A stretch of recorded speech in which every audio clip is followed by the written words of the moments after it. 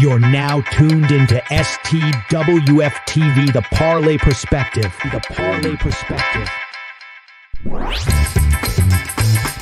Where we talk hockey. Feed Byfield around one man in on goal. Scores! What a goal! Quentin Byfield! And that gets Jim Fox out of his seat here at Crypto.com Arena. Basketball. To take matters into his own hands, Van Horn. Now you got to get this in from third field.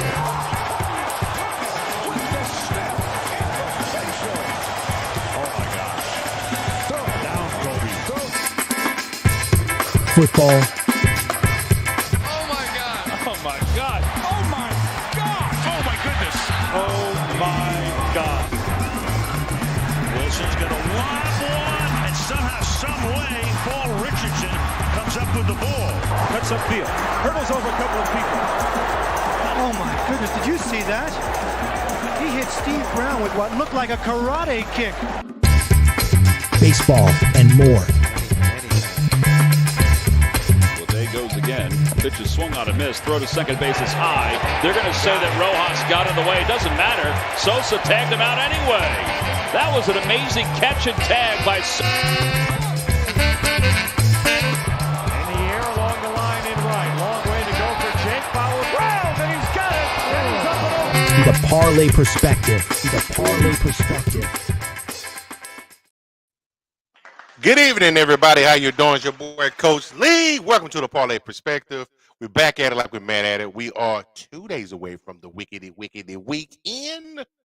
As always, got a great show lined up for you. We're going to talk about anything from baseball to basketball to hockey to NFL, whatever comes up sports-wise. This is our kind of our catch-all, be-all for the end of the week for us, for some of us, rather. Let's talk some sports tonight. Let's get the guys up in here. He in the back room. He looks kind of mild-mannered today, a little bit calmer than normal. But you know he going to come in here with this hot fire. Let's get my brother up in here. Meta, why? Yeah. What's going on, everybody, man? We here. What's up, fam? How you doing today? Chilling, man. Just got off work, man. You know, straight to podcast mode. We going to get it in, though. You know what I'm saying? You'll hear the electricity go off as the show continues, but I'm here. Shout out to you, Bobby, man. Bobby in the house already. I'm Yes, talking about. What's up, fam? Yes, sir, man. Can't complete the week of chatter. You know, rather be the chocolate play call sheet. We're out the third man. Yeah, the third man's coming. And it's not Hulk Hogan's old ass. It's my man, Chile. What's good, fellas? Hey, nah, we chilling. What up, Bobby? Damn it. Every time Will come in, he always got that look on his face like, I just can't believe I just dealt with that bull coin. Well, my man looking chill as always. How y'all fellas doing, man? We back at it like we mad at it, gents. Bobby, I'm my-manning right now, man. You know, Ready to cover these topics. Somebody tag everyone. Tag your man as we go into that. I'll see what I can do about that. Oh. But man, let's go ahead and get it started tonight, man. You know, we kind of been on the roll all week. Kind of did a thing. Today is hump day for us, so we're in the back end of the week. Yeah, man, that's I guess we talk about a little hockey first. We getting pretty close to postseason for hockey, right? Yeah, it's pretty close to postseason. You hear all the hockey fans, you know what I'm saying, hoping for their teams to get in. Some disappointments from some teams this season, but overall, playoff time is coming, man. Bottom of the barrel league. Oh, man. So, NHL postseason bracket predictions. The first one for the Atlantic Division, we got your hometown Bruins against the Tampa Bay Lightning. How y'all feeling about that matchup? I feel a sense of emergency since it's playoff time in Boston for the Bruins. But I think in all this is a very comfortable round one matchup for them. I mean, they've been kind of a up and down the last couple months. Kind of haven't been that consistent Bruins team, but maybe being not as consistent as they was last year. They won everything, and then I think the first round they were gone. Maybe the second. I feel like this year will be a much more humble team. Definitely a great matchup against a great experienced team in the Tampa Bay Lightning as well. A team that people did have being great as well, but kind of, like I said, kind of on a downshift this year a little bit. A downshift for them is not crazy, but all in all, man, it's gonna make for a great first round matchup if it is how it goes, depending on what the season lays for us the last couple of days. So I think right now Boston is number 1 in the Eastern Division, right? Yes, I believe they are. Hold on, let me check my NHL standings. Yeah, got it here. 79-46 at 107 points. Yep, 107 points. Yep. And Tampa Bay is at 95 points. So they're about 22 points. At 78-44 with 27 L's. I'm sorry, I take that back. They're 46-18. I was looking at the total. They're 46-18. And Tampa is 44-27. But regardless, 107 points compared to 95 points. So it should be like a nice tune-up for the Bruins.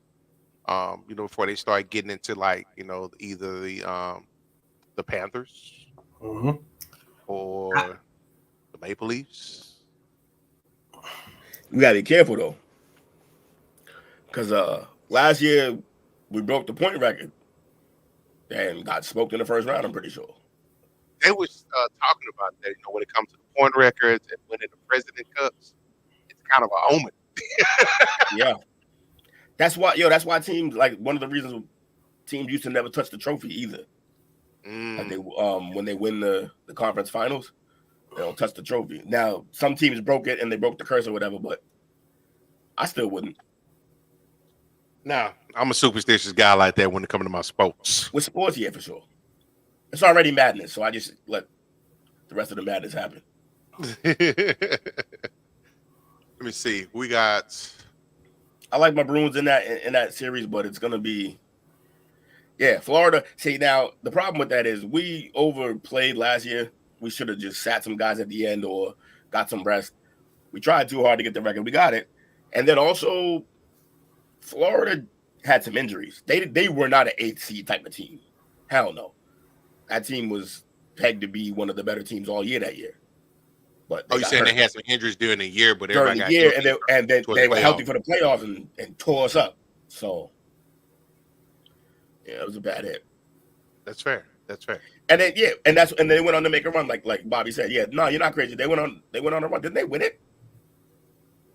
No, Panthers didn't win it, did they?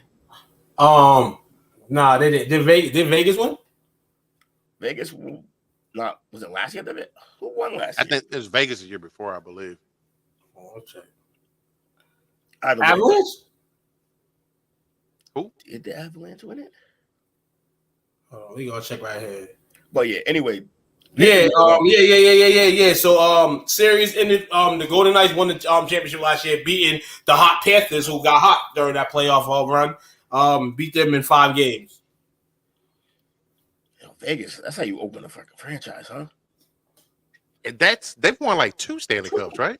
It's the second one in 5 years. Yeah, that's pretty fucking impressive, man. What they win their first year? We didn't get out of 15 minutes. Oh well. But now I probably broke it. If we're paying attention, I probably already did that. I don't even know. Did they win their first season in, or was it the second year? They won their second. I think they made 3 Stanley Cup appearances. Mm-hmm. I think they made an appearance in their first year, if I'm not mistaken. Bro, that is how you want to start a franchise. Definitely. Absolutely. I wonder if any other franchise had a run like that, like to open up. So I'm gonna see. Tampa's not too. They won back-to-back in 2021, 20 and 2021. Yeah, but the problem, those guys aren't really. I don't think it's those guys that are there anymore. Nah, they're not. Maybe Kucherov was there though. It's my dog. Okay, fair enough. Hey man, that's okay, Bobby. Man, we all trying to figure out something we don't care about. Wasn't that Martin St. Louis and them? Who else is on that team? Huh. When it comes to hockey, I was worried about one team. Yeah, let's say Mike Madonna and them boys, huh? You know what I'm saying? At one point in time, yeah, the D Hatchers. I used to love the Dallas team back in the day. The Eddie the Eagle Bell Force. Mm-hmm. It was legendary here, especially with the police. Oh, was he now? These are the things you don't hear. He's getting loaded. Oh, so that's like Tuca. The goalies like to get fucked up. Tuca Rasmus like that. I saw Tuca at a beer fest destroyed. Yeah, Bob, we need to go check it out. You got a minor league team there. Hockey it's unique. It's almost like a Star Wars convention. They get in full cosplay. Wow. Okay, so the other one is in the other part of the Atlantic Division. We have the Florida Panthers against the Toronto Maple Leafs. Now, correct me if I'm wrong. The Maple Leafs is the team that they be making fun of, calling the Cowboys, right? Yeah, Cowboys in the NHL. 63 years, no NHL championship. that's the one. Man, so for them, what's the records there? We have got you here, coach. Got you. Hold on. So I just had the standards and all that. Let me get back to the notion. Hold on, I got you. So Florida is 49-24, and Tampa is 46-23. Florida, as we just talked about a few moments ago, starting off March, started March very hot. You know what I'm saying? Going in the right time to get hot. Playing against a Maple Leafs team who seems to have their fans amped every year just for the sake that they haven't won one in a long time. And this matchup right here is not good for the Maple Leafs at all, because we just talked about Florida experience. Kind of been through situations, you know, even last year being a proclaimed underdog, though teams wouldn't have called them an underdog. These the Bruins just gassed themselves out. But yeah, this is gonna be a good matchup here. If I had to predict this matchup, if they was to play each other, I actually gonna ride with I'm gonna be a Dallas fan. I'm gonna ride with the Dallas Maple Leafs. Because I'm actually gonna bet with Sean that they make it out the first round. Yeah. Okay. Dallas Stars got that.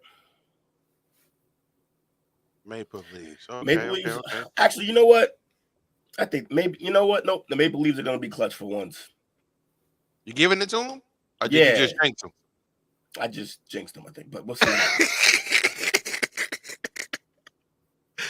You can't all pick the same team.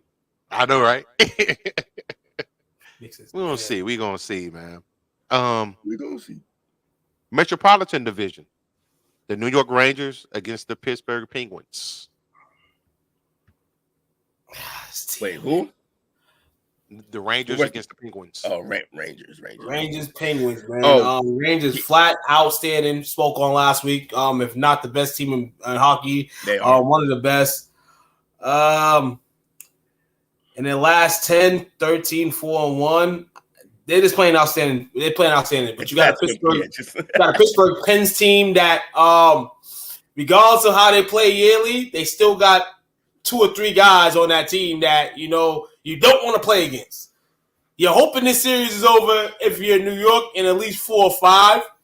But knowing Pittsburgh, they'll probably stretch it to 6. You still got Sidney Crosby still playing hockey, Morgan still playing hockey. These guys, I am mad that they have a playoff spot. That is the crazy thing. They fight with a few teams throughout the last few weeks, getting hot at the right time, squeezing their way in. But they're playing the best team in hockey right now. And unless they take a page out the Bruins book, the Rangers will probably still be playing after a week and a half of a series. A week, that is. I know it's every 2 days. Oh, we tagging Sean all day, for sure. Yeah, tag him up. That's his favorite thing to do is shit on Toronto. So, yeah, that's definitely his stick. Yeah. Yeah. other part of the Metropolitan Division, you got the Carolina Hurricanes and the New York Islanders. Canes. These teams, interesting. These teams are first and second in the Eastern Conference in wins, regulation wins, and regulation overtime wins, which means a second round series between them. They predicting that this might be a second round, not a first round. But if this is a first round matchup, and at that plateau, they got to go. Shout out to the New York Islanders though this year, man. They're in the circumference. I thought this was kind of in a sense for my Devils, and we sucked this year and went all the way back to reality, I guess. I guess they just showed us 1 year sneak peek just to get us out of our seat and get some extra money, which they did. They definitely made bank, and we sucked again this year. But back to these two teams here. The Hurricanes first round series. Be interesting. We remember too, Patrick Raw, new head coach, serving with the team. I think the Islanders. He's the Islanders coach. Yes. I did not know that. Patrick Wall. That's what's up. Okay. Look at Patty go. And then in the last 10, 6-4. But this year the Islanders are 2-1-1 against Carolina. Despite allowing 16 goals, they scored 14. So if this matchup just happened, this kind of feels like this is probably going to be the most exciting, probably offensive series in the Eastern Conference. We're gonna go over the Western Conference in a bit, but Carolina definitely can put some points up from what I've seen. Haven't seen much, and the Islanders, they've been better than expected. And then one of the people I've talked to today say they may be the hardest team in the East, and not the Rangers. I know a little bit of hockey. I feel like sometimes there's a cheat code to this stuff. You know, I can only give my brothers the cheat code. You know what I'm saying? But if anybody else wants a cheat code, come to me, man. I can get you to all the sports you want to know about that you don't know about. You can learn it in less than 20 seconds. I can get you out of it. How do we end up in the infomercial? Man did a speed reading class. I'm gonna tell y'all one thing before we get to the Western Conference. We will never Stephen A. Smith ourselves here at all. He might be starting something there. That's right up there with No Diddy. No Steven. Coach, man, I'm gonna start off the Western Conference for you, man, because you know it's beloved to your heart. You know what I'm saying? The number one team in the Western Conference right now, and that is the Dallas Stars. The season ended today. They won 9 of their last 10 games. They're rolling.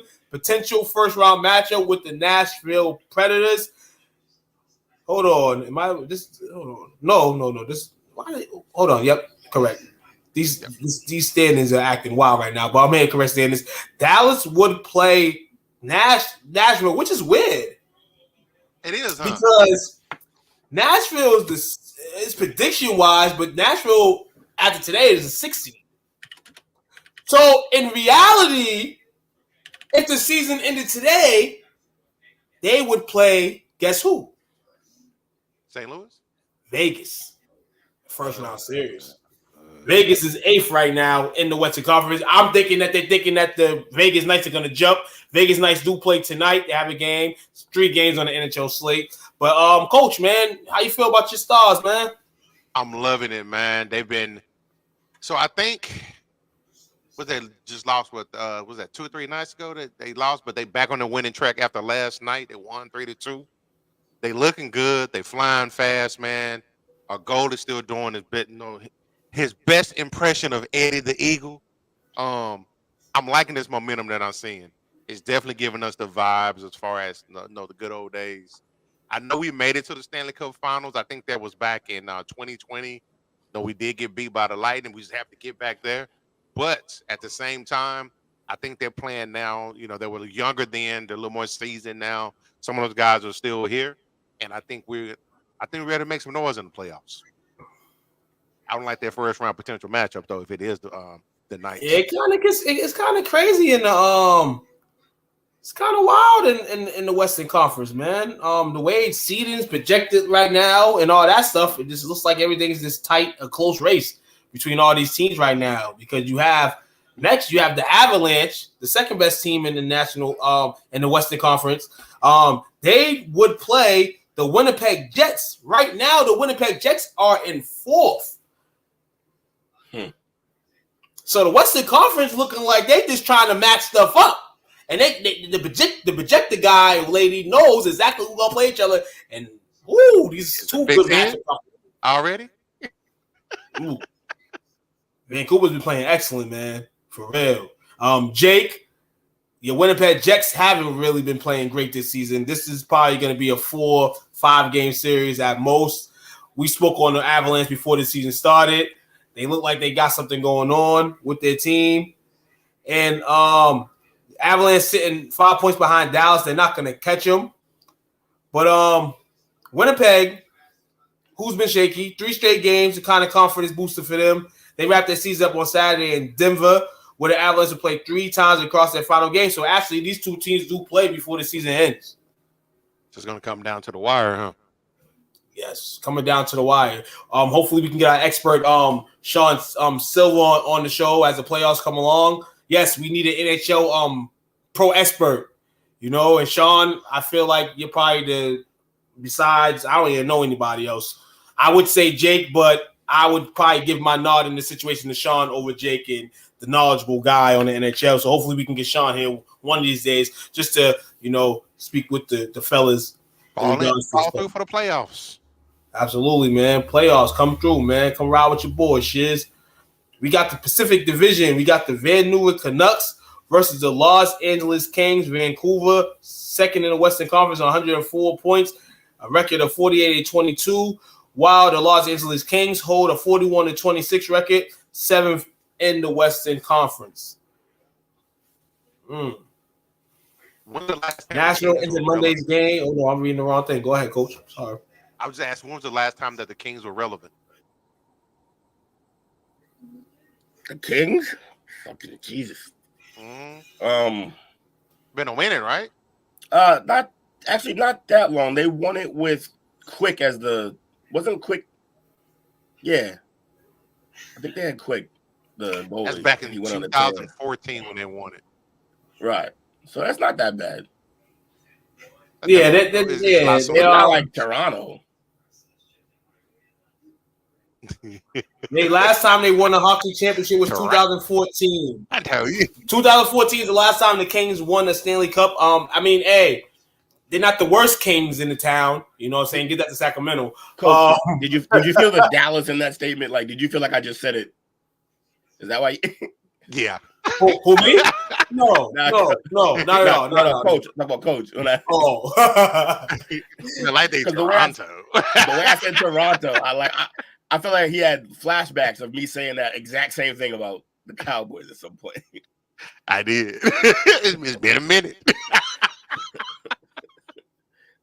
We miss football, folks. You can tell. Yeah. But the Kings, though, they're kind of still flipping with the Vegas Knights as they could. They could end up being a underdog favorite, if they do slide down and they end up playing the Canucks. They are 3-1 against the Canucks this season. So maybe, just for their luck's sake, maybe they drop. Maybe the Kings want to drop. What up, Chris? You nut? I don't know. We'll see Chris what goes on there. PTSD moment. In the Pacific Division, you got one of the best in the game, Connor McDavid and the Edmonton Oilers versus the Vegas Knights. This is going to be a crazy series. The Knights. We met in the second round last year. Yeah, we've already talked about how the Knights have been doing work ever since they've come into existence. But it's time for Connor, and he might not have the exact team that he needs to do it, but he needs to find a way to do it. Connor needs to get over the hump. They played twice earlier this season. The initial game was 5-4 for the Oilers' first game, 3-1 for the Golden Knights. The second game also ending Edmonton's franchise record 16-game winning streak on February the 7th. So there's bad blood here. Yes, a lot. It seems like a lot of black blood going into some of these matchups, particularly in the Western Conference. I like that. Eastern Conference, you're gonna have your smooth sailing. You got your experienced guys at the bottom. You got your great team still at the top, but then you got the middle ground in the East, where there's some teams that are sleepers, and depending on matchup, as well as every playoff situation, they can probably get a win or two, maybe win a series, but we ain't gonna go there, man. We would hope that the Bruins win a first round series. For Will's sake, Coach Dallas Stars to win a series. As I mentioned, the Jersey Devils are not part of the playoffs this year. We just sucked this year. Other than that, I'm gonna go coattail and ride with the Toronto Cowboys and see if they can do a little something. The Toronto Cow. Hey, that's good. Go on. You might as well, right? That's funny. Why not? You used to get your heart broken. Just sign up. Hey, man, let's make the second round at least. Make the second round, please. Right. Okay, so next up, we'll talk a little diamond. That's baseball diamond. Some big injury news already. Got Spencer Strider of the Braves. He's out with an elbow injury. What's the impact that it's going to have on them in the rotation? I mean, they're gonna have to find somebody to fill that void, but I mean, they have a decent rotation. I don't think it will be a long time linger at all for him. The thing is, for him, they signed him to a lot of money a season and a half ago, and this is his second type injury with the UCL. Possible Tommy John surgery.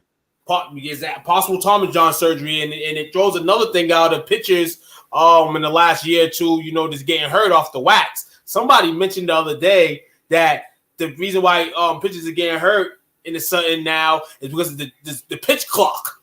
The pitch clock's only been in a year. A year. Don't tell me that. That's a fatal excuse. Yeah, it happens. It happens. Say that shit again, Tube. Say that shit again. That shit does not exist. No excuses here. Thank you. That's only been going on for a year. And be real with you, some pitchers pitch fast as hell. Fast as hell, and you give it to throw fast as hell. So eventually... That's really the problem, too. So this day and age, we're getting less focus on control, and we're spending more time just on power pitching. There's too many people up there trying to throw 101. And that's going to... So here's the thing. Out of court. This is their fault. I feel like everybody's fault who's involved, because the first time his UCL got messed with, should have just did it Tommy then. And that was in college where he got hurt. Probably should have just did it Tommy then. But you should do it now. Just do it, get it out the way. After you do the Tommy, if you rehab right, you come back better. If you know what you're doing. If you work hard.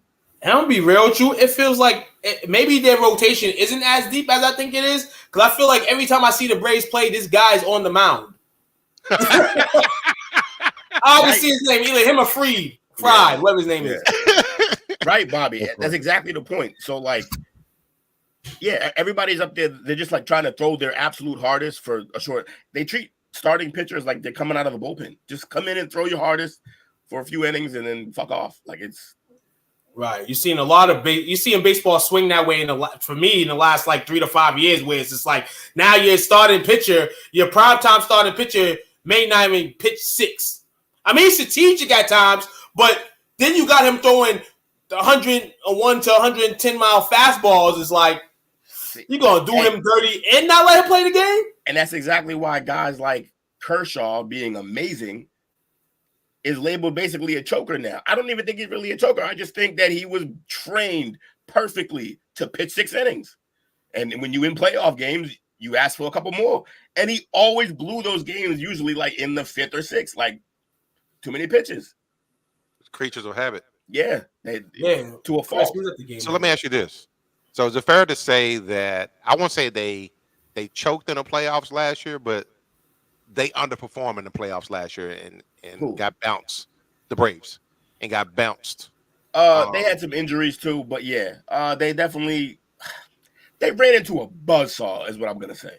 Yeah, okay, that's fair to say. They ran into a foe in the division. That's the worst thing. You played thing. It wasn't just a buzzsaw. It's a buzzsaw that knows you like the back of their hand. So that it just that's not an excuse. They lost. Everybody knows Atlanta Braves are like my second team. I really rock with them. Okay, so that's good. So yeah, but kind of a little bit of pressure this year for them to make a run. Like you win the division, make a run. So the team is stacked too. So let me ask you this: so they got high expectations. I know this guy's name came up a couple of weeks ago on the show, but dare I say, based on the possibility, if he needs a Tommy John surgery, he's going to be out for the remainder of the season. Dare I say, would they consider going after Bauer? Yes, they should. They might not, though. I think he might be persona non grata at this point. Who are you talking about? Trevor Bauer. Oh, okay. He may literally be blacklisted from every team. Now that it would have had to have been something like it's almost unspoken too, because if you leave a paper trail of that, leave a paper trail for you more than likely are gonna have a problem everywhere you go, just to even get in the interview process for a team. Like it's gonna suck for him going down and forever, rather he gets a job or not. But for them, I don't think they'll be in that type of situation. They'll go get a guy like him. The Braves aren't desperate. I don't think they're desperate, but long term, they're gonna have to be because this guy is one of your aces. And this is, like I said, this is the second time you're gonna get to Tommy now, but you're still kicking years in the door for him. It's a whole 182 plus games plus the extra 10 to 12 you may play in the playoffs. Like he's missing that. You know what I'm saying? And this world and age, man, like people don't come back to this go blossom and to the fairy tale world that they was living in. That doesn't happen in professional sports, man. It takes a lot out of you. Yeah, like I said, he's got to get to Tommy John. He'll be fine, but probably done for this year. Okay. Next, potentially hearing too, man, that they're saying that this man's so much of a dominated pitcher that this can kind of alter possibly the East. Possibly you see the Phillies be ahead and be that top team in the East. I mean, hopefully Atlanta can get in. Hopefully they can not let this linger on, but it's going to be interesting to see how this division goes. So, Chris Sale, we've got a generational player. I think we mentioned him probably last week as well. He's kind of stuck in Anaheim right now. There's a little bit of rumors floating around, a little bit of white noise out there as far as him being possibly available for trade. Agreed. And do you think Mike Trout is realistic that he may be traded? You have to. What else are you doing? At this point, you're just steaming towards like losing him for nothing at some point because, I mean, it'll be forever. Like when he's not worth anything. Like you should have did this already. You should have did this 2 years ago. Now his worth is dropped because he's always hurt. He's 32 now. My fault too. That's your team. Do you think? Oh no, you good, man. I was just letting. Oh yeah, it is. I forgot about that. I was just letting Anthony know that the Orioles are not the hardest team in the MLB, even though it's been 2 weeks. They're not even first in their division. The Red Sox they're playing right now is ahead of them, but it's early though. So I'll let you get hot later on. We'll talk 2 months from now, 3 months from now, see where the Orioles at. But we all have high expectations of them. But to Mike Trout, man, listen here, man. He's the last of a dying breed left in Los Angeles, Anaheim, whatever you want to call it. I don't really want to give my dog up, man, but like I said, the waiting game is going to wait for the next 2 months. I feel like once you get into 3 months, actually, once you get into like July, around the All-Star break, we'll see what the Angels' record is this year. Maybe you start talking really about going to trade him. Like Will said, you could have, you probably could have got could have got mad value if you traded him years ago. Right now with the A's lingering, man, maybe not. But Mike's still gonna have to produce in that time. The Angels don't really got to win games. He just got to produce to me, I feel. But like you said, there'll be a sucker or two around the trade deadline looking to get his services. He could bat 200. That motherfucker just got to stay on the field. Yeah, that's stay on the field. That's what he has to do to to even get any worth from him, he got to stay on the field. How you gonna trade a man on the 60-day DL all the time? Do you think he really be hurt, or you think he just don't want to be there? I'm not gonna lie, like human nature tells me that at maybe some of those, yeah, but nah, bro. Like for everything I've seen from the kid, is just the most humble guy, just a great athlete, real like that. That's the problem. He would have been even bigger star, but the dude is quiet. Like he don't really want to.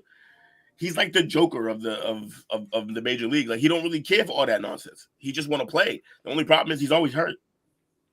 I feel bad for him.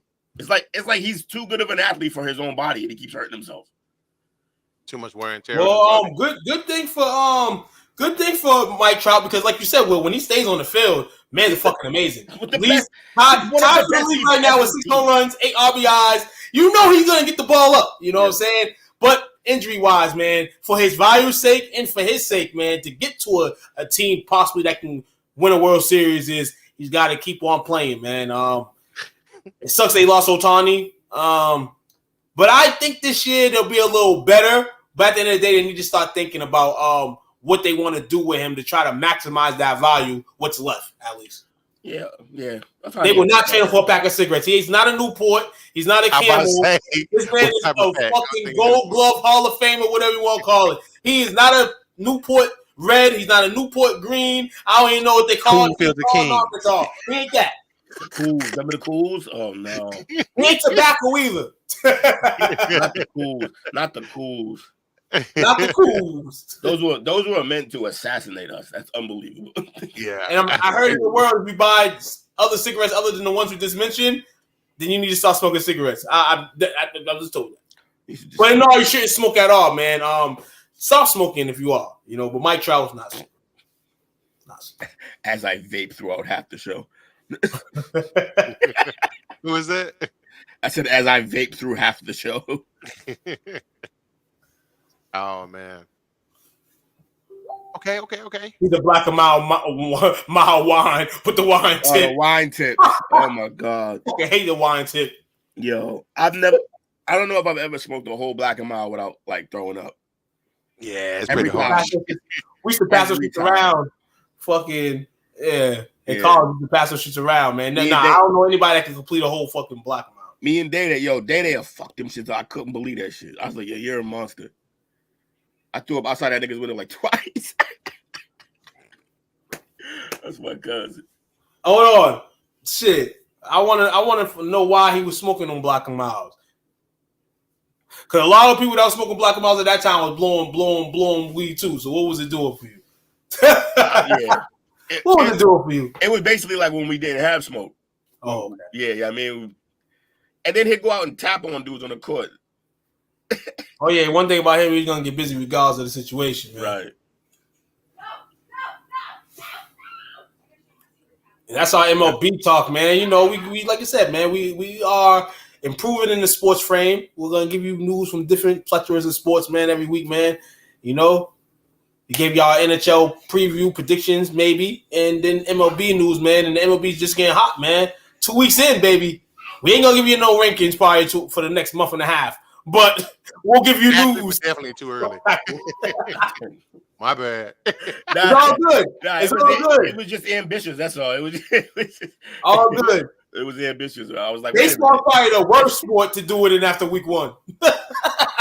Yeah, you probably should start doing it until after the All-Star break. That's what I'm telling you. That's me. 4 months. I'm like, what are we doing? Who cares for baseball until after the All-Star break anyway? Only when I was working there. Okay, so let's look at a little bit of NBA news. Uh-oh. Right before we got on here, somebody got a contract extension. Drew Holiday. Yeah. It's going to be Will, this your team. How do you feel about that? He's 33. So I would show you, but I literally just answered that on my homie's post. He asked me the same question. He's old. The last 2 years of that contract are going to be awful for us. It's going to be rough, but maybe whatever. Maybe we'll trade him somehow. But look, what's the alternative? That's what I had to ask myself. What's the alternative? How I guess I could pull up upcoming free agents, but we don't have a lot of money to spend because we're gonna have to spend it on our best players. And so I guess we just extended. I don't hate it. I just don't like the last 2 years that's gonna be whack. My only thing about it, and like you said, man, the money's gonna make it make sense later on down the road, potentially at the end of the season. How does it affect? First off, how does it affect Derek White's money? I don't know if that's different money. That's a guy that's going to be looking to get signed too. A guy that's been there, for a few years. A guy that y'all traded. I don't like y'all traded for Drew. A guy that y'all traded in Drew that's been nothing but 2 firsts we traded. Valuable to his city and valuable to maximize the value. He's over maximized his value as a basketball player. Maybe the Celtics think and say, hey, maybe we can go get this guy and go get more value. We kind of not gassed him because he's going out there and he's playing ball. But in terms of the value, maybe he's at a point where, hey, this is the maximum value, and some dummies in the NBA see it and say, hey, we want him, and we'll give you this for him. And the Celtics can kind of bank on that as well as we know they're paying Jaylen Brown. They're paying Drew Holiday now, and Jason Tatum's extension worthy this summer. So a lot of things that can go on in this situation. I don't really have an answer about it. Brad Stevens loves Drew Holiday. And that was one of the main things that was talked about when Drew Holiday signed this contract. Even got traded to the Celtics in the first place. Brad Stevens been hunting him down for like the last 3-4 years. And he's finally got him. So when you finally got somebody like that, you're going to love him for a little while until you can't love him no more. And then Will said the last 2 years of his contract is probably when Brad Stevens is not going to love him no more. And that's how the story goes in the NBA. Yeah. Okay. Hopefully it'll be a contract they can move. Look, I don't hate it. It's not like I think I love the player. He's a great player. I've always liked him even back when he was with Philly. And he's a great defender, which is what we need at that position. But like I said, think him reworking that contract though, doesn't that free up a little bit of money for y'all? It might free it up, and for the next couple years. So they may have stretched it. $6.8 million frees up. Nice. Then we'll take that. That's probably going to be given to Tatum or maybe Derek White, like Tuke was talking about. Absolutely, definitely. You got the news out of Milwaukee swinging around, coming out. News out of Milwaukee last night: Celtics versus Bucks. And Giannis Antetokounmpo leaves the game, non-contact injury. Reports come out today that his Achilles is still intact, but it's a calf strain. They announced as well today that he will miss the rest of the regular season. Question is, this right here is not what the Bucks wanted. You can deal with everything else. Doc Rivers not really getting the team acquainted. You can deal with Dame Lillard's slow start. You can deal with the Bucks doing that type of stuff. But one thing you can't deal with is the Bucks without Giannis. That's a no-no. So you guys, I don't know if you dealt with calf strains before. It is a bitch. Mm-hmm. Real, I've dealt with it. And to me, I'm not a professional athlete. I know he can get better in 5 times the times I can get better, but I'm worried. And this is a guy that's PER, always top 5 in the league. And when he gets back, you're going to continue to use him. He's not the type of guy on a team where, okay, as soon as he gets back, he's on a minute restriction. You can't do that with him. He's your guy. So why did he come back from an injury, which is good for Sixers? This is bad for the Bucks. Yeah, I agree. He's done. They're done, I mean. Very simple. So there's no need for anyone to worry because their season's backed up. And that's kind of an old team, too. Yeah, they're not young. Not at all. So. Mention that it's our season. They're old, man, and it's going to come back to haunt them. They're in second right now. They clinched the playoff spot yesterday, but potentially their second spot could be taken by either the Cavaliers, the Magic. This team's still gunning for that second spot. If Milwaukee is in any spot but 2, they're in trouble. And if they miss Giannis for any extended time, but the regular season, they're even more trouble. Plus, y'all know how he plays. Even if he comes back, you know what's going to happen. The season's over. Just pack it up. Book it here. Y'all want to make y'all bets? Make y'all bets. I'm telling y'all. It's over. They done.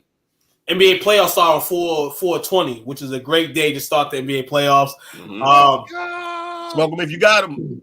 Milwaukee Bucks star, man. Hopefully you get better. And one more little quick flip from NBA. Adam Silver meeting with people today.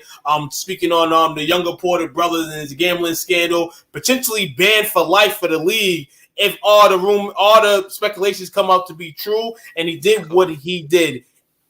I think it's fair. You can't have this man in the league if he's doing that for you. Who, Otto Porter? Michael Porter's brother. Oh. Jonte Porter. Oh, yeah. Ooh, that one.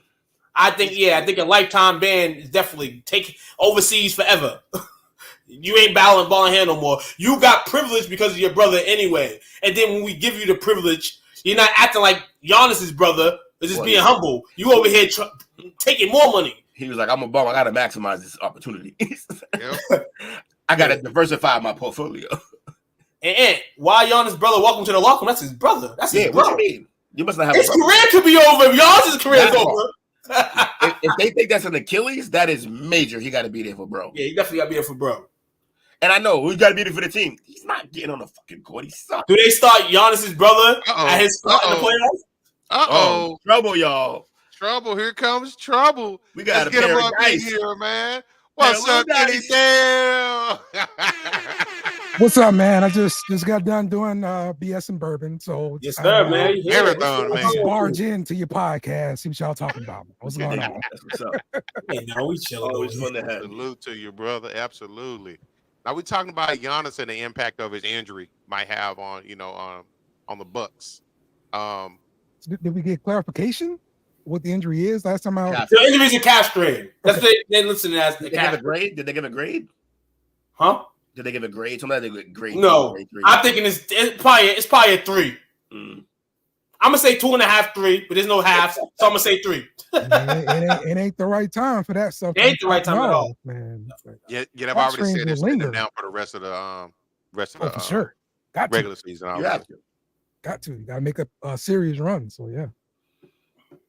Be crazy not to. Yes, sir. But I'm looking at the standings though. They're pretty dangerous area for them because they're only a half a game up on the Knicks, and they're 2.5 games up on Orlando, so they can drop the third probably. Orlando be hooping, man. They be careful. Orlando falling, yeah. Actually, Cleveland's around an area. Actually, I'm looking at it. Orlando, Cleveland, and Indiana are all still within striking distance. Okay. They're all 46 and 33, with the exception of Indiana's 46 and 34. Watch out for Indy in Orlando. Before we get into the other one that Tuke was talking about, I mean, he had showed us for a coaching search. The latest MVP odds came out. Joker's up top. Joker's up top. He's up top. And then right behind him is Luka. He's past Shea. Interesting that he did. I'm not smelling it, but I get what the voters are doing, or the odd makers, that is. He's playing exceptionally great basketball. Dallas is playing great, exceptional basketball right now. Dallas has gotten themselves from damn near an 8-9 seed in the Western Conference. Right now, they're in the 5th. They're riding the 5th seed. They potentially can go and get the 4th seed if they continue in this highest. But the thing is, I don't want them to go nowhere other than 4 or 5. Ooh, why? I gotta see it. I have to see the first round matchup between them and the Clippers one more time. I got to see it. We've seen Luka, and he's the Suns' daddy.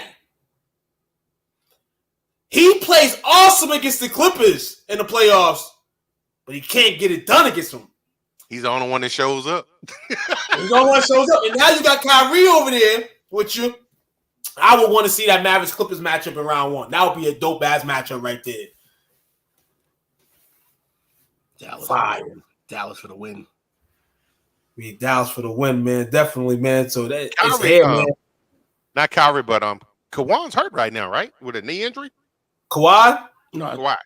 Oh, really? Yeah. I thought he'd been playing. Yeah, he it was last week or something like that. But I thought he was coming back from an injury though. That's why I remember. Yeah, I think it was one time last week he left. He got out the game. He just walked out gingerly and just left the arena. I believe that's what you're talking about. I think he's playing possum. We've seen this from him before. I think I would be real with you. If he's playing possum, I'm not mad at him. He's playing. Hold on, you got to think about it too. The league said you got to play 65 games plus to be eligible for awards. He's done that. That's fair. You don't got no other obligations to the NBA but get your bread and stay healthy for the playoffs. So if he's playing possum, I'm not mad at it. Kawhi did everything, and people are going to start to do that too, like with the conference. Now you want to say 65 game limit? Okay, I'll play 65 games. And I'm gonna walk out of 4 of them bitches. Literally, like he did. He literally was with his brother or somebody else, and literally was walking out the arena. Atlanta Hawks will not be in the NBA Finals, but Trae Young is back as well after missing 23 games with a broken index finger. And Atlanta is currently fighting for a play-in spot. So shout out to the Young Hawks. Super mid. But I like Jalen Williams though. Absolutely. If the playoffs started today, you would see the Timberwolves as the 1 seed playing the play-in winner. Nuggets, the 2 seed, playing the play-in winner. We'll give you the play-in in a bit. Thunder, we playing the Pelicans in round 1. Clippers, Mavericks in round 1. Eastern Conference, you'll have a Knicks versus Pacers matchup. Unbelievable if that happens. History would be like on that shit all week. Reggie Miller, Patrick Ewing. Yeah, they should have Reggie and Mark Jackson do that game. Oh, that'd be nice. Fire. Cavaliers versus the Magic. The Bucks would play a play-in winner, and the Celtics, as the number 1 seed, would play a play-in winner. The play-in teams, if the season ended today, would be the Warriors and Lakers playing in a matchup, and then the Suns versus the Kings playing in another matchup. And whoever wins the first game out of them guys would be basically one. I think the 7th seed only has to win once. They win once, they'll be the 7th seed. They'll be playing the Nuggets. So the Suns will potentially be playing the Nuggets if they beat the Kings. Then in the Eastern Conference, you have the 76ers who didn't have Embiid and been trying to get their way back up into the 6th spot, which they don't have to play a play-in game. But right now, if the season ended, they'll be playing the Heat. Bulls, the 9th seed, we playing the Hawks, the 10th seed. You said the Suns won't beat the Kings? Pelicans got to stop messing around. That'd be crazy though. But the Kings are playing good basketball, but I just feel like they're missing too much right now. They're a good basketball team still, but I feel like in this type of situation, 1 game elimination, you got the Andrew Fox, you got Sabonis, but you know Sabonis when it comes playoff time, you know he plays like the owl. And then you're missing Malik Monk, you're missing Herter. That was they're not coming back. Crazy. That was an owl sound? Yeah. Actually, it was just at night. Crickets. Sorry. All right. It sounded like a cricket. I couldn't let that go, bro. I'm sorry. Couldn't leave it alone, could you? I don't like the Pels casual matchup against OKC. We don't match up well against them whatsoever. You gotta like the Pels matchup. They're in the playoffs. You rather not be in the playoffs? We're flirting with the play-in again. I don't want to be flirting with the play-in. Like we need to get past that play-in crap. That's what y'all had last year, right? Yeah. It's like 2 years in a row play-in, bro. Hold on. There wasn't no goddamn play-in last year. Yes, there was. Who, the Pelicans? Oh, the Pelicans. You sure about that? I don't know who was in the play-in. I don't think the Pelicans were in the play-in. I think this season went all the way smoked once Zion left that lineup. And it was smoke. But like I said, shout out to the Pelicans, man, for finally doing some business with the Lakers work. You know what I'm saying? Shout out to them. Finally. Looking like an evenized team, less injuries. So these are the playoff standings right there, man, as we got on the screen here. That's for the East. Then go down to the West. Oh, look at that confusion. Yeah, play-in game. Let's see. Oklahoma City Thunder. We lost looks like it was April 12th. Looks like we need to pull up our predictions from the beginning of the season because we did some good stuff. We missed on the Wolves. We missed on the Wolves, but the Nuggets, obviously, we knew. And OKC, we called. I called at least. Who else we had? I know there was it was a little bit of a hot take on Indiana too. Yeah, that was Took nailed Indy. Yeah, that's what I'm saying, Bobby. We're all the way up to the 4th seed. I have here dropping, man. I have here. We have our predictions here, which are fucking terrible as hell for myself. But in the East, though, I believe I have all playoff teams right, just wrong seeding. I have Boston as 1, Milwaukee as 2, Cleveland as 3, Philly as 4, New York as 5, Atlanta is the 6th seed, Miami 7, Orlando 8, Chicago 9, Indiana 10. All those teams are going to be participating, but it's all different flip-flops. In the West, wrong on Dallas, had Dallas right in the 11th seed. Memphis, wrong on them. If I switch Memphis and Dallas out, I got all the teams currently in the playoffs. Just wrong seeding again. Denver 1, LA 2, Phoenix 3, Sacramento 4, Golden State 5, Minnesota 6, Memphis 7, OKC 8, New Orleans 9, and the Clippers 10. That trade deadline helped out so much. Who out? Dallas. Okay. Oh yeah, y'all came up at the deadline. So wrong in terms of seeding for me, but I'm gonna take a win for having all 20 teams in the fucking playoffs, whatever. That's pretty good. Let's go. But I still suck in terms of seeding. I want to get that right next year, so that's a goal for me. I wish I knew. I gotta go back and find. If you posted it, did you post it in the group? Nah. I posted it in the group, so all I did was just search NBA predictions to Quan, and then go. I gotta start doing that from now on. Yeah, get that record out there. Man. Yeah, stuff. Yeah, man. So they could say Tuquan wasn't lying. Yep. You know what I'm saying? Trail, baby. Or Will wasn't lying, or Dale was lying, or Coach was lying. We ain't lying. We here. No, I'm not a Hawks fan. I just thought so. I like Trey. I like Trey Young. I like Chizzy. And I kind of You about to be liking him on a different team soon. I hope it's my team. Listen here, man. So that's the NBA playoff picture there.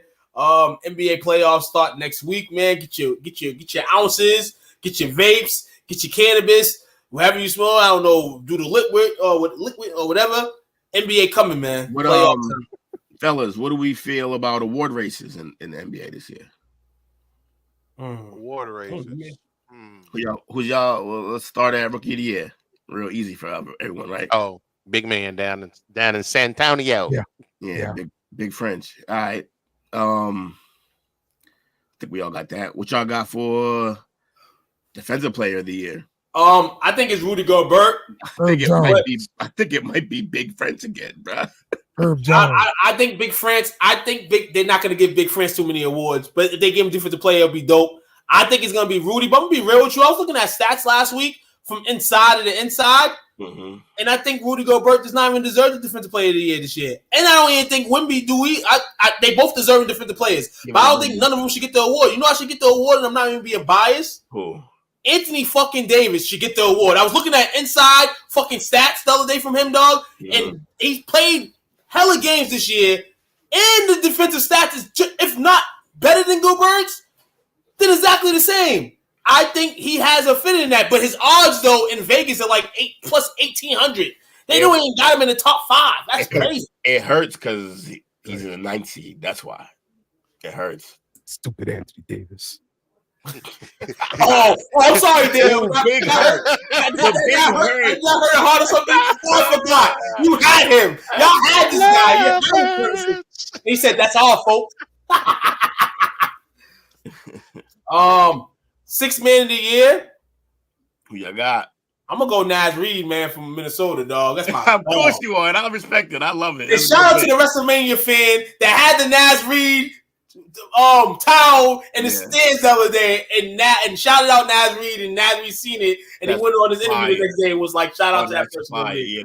He deserves everything that's coming to him, man. He been balling for real, man. Most improved player. Yeah.